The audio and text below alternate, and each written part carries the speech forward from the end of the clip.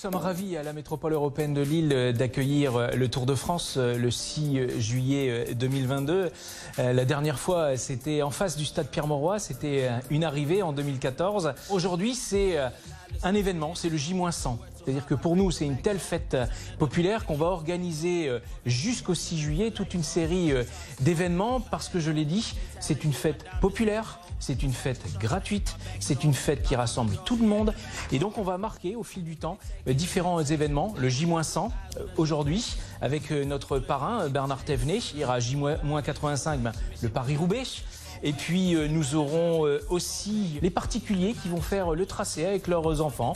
Ils feront les 25 km ou les 5 km au choix. Et puis bien évidemment le mois de mai qui est toujours consacré au vélo à la métropole européenne de Lille avec des challenges jusqu'à la cerise sur le gâteau le 6 juillet avec ici le départ et qui va effectivement croiser ces 12 communes en partant vers Marc-en-Barœul et en finissant par Bouvines avant de quitter la métropole et de rejoindre la Rambert.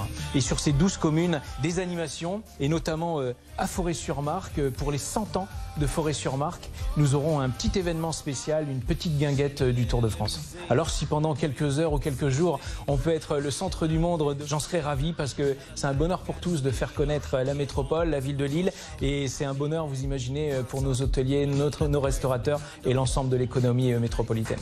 Quand on a été coureur de Tour de France, ça fait chaud au cœur de voir qu'il y a des villes, qu'il y a des élus qui prennent vraiment qui donnent à cet événement la valeur qu'il mérite.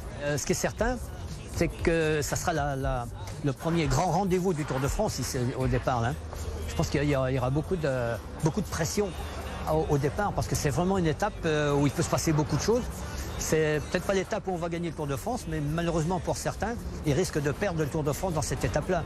Donc je pense que ça sera un peu même très nerveux même au départ de cette étape.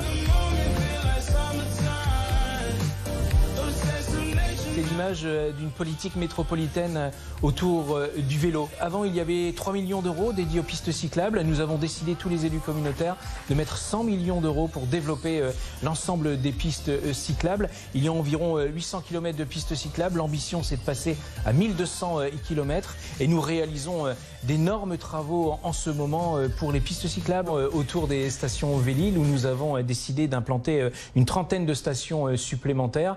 Et ça aussi, c'est l'intérêt, le développement du vélo et surtout aussi pour inciter tous nos jeunes, la gratuité pour les moins de 18 ans.